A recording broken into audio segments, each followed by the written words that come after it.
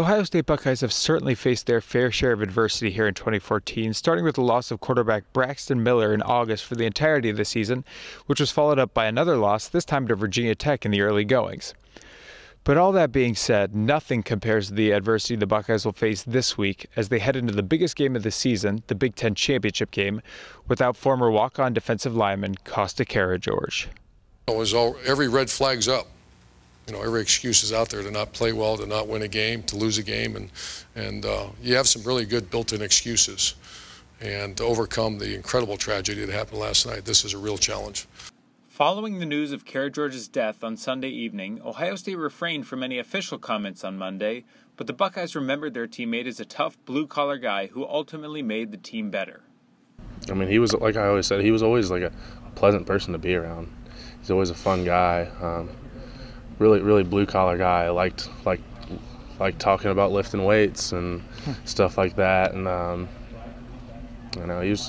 he was always a good guy. He was always cool to be around.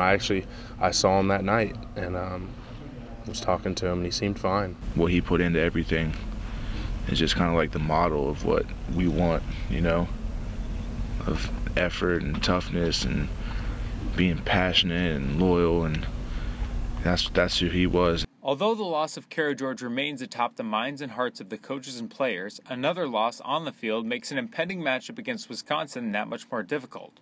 J.T. Barrett, who suffered a broken ankle on Saturday against Michigan, will be unavailable for the Big Ten Championship game, but the Buckeyes seem to have a belief in backup Cardale Jones. Cardale, it's going to be his first start. Obviously, a really good environment against a great top defense. But it's not like he's not taking snaps with the one offense or understands the concepts. So he has very good understanding.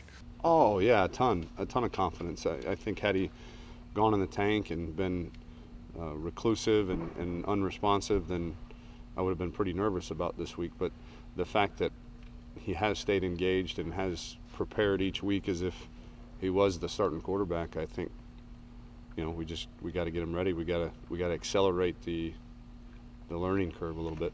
I'll be honest, I got a lot of confidence in Cardale, and sometimes when you don't know him as well as maybe others, you know guys' flaws. But the reality is he can make every throw. He can run the football. There's a lot of things he can really do. Be honest with you, who knows, who was going to be the backup quarterback going into the season anyway.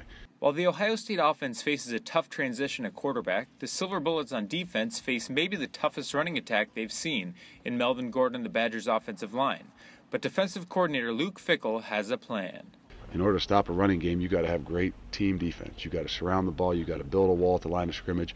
You got to swarm tackle, because not one guy is going to bring him down. There's going to be opportunities in the game where one man is going to have to bring him down in open space.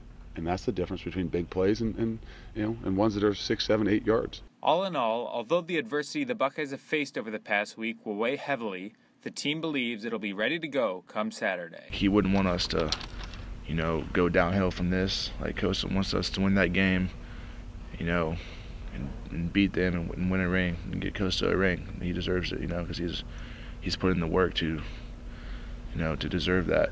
I'm just kind of think of, what would Costa want? And exactly, he wants a championship. The Buckeyes will look to win one for Costa this Saturday in the Big Ten Championship game against Wisconsin at 8 p.m. from Lucas Oil Stadium in Indianapolis, Indiana. Until then, for Lantern TV, I'm Hayden Grove.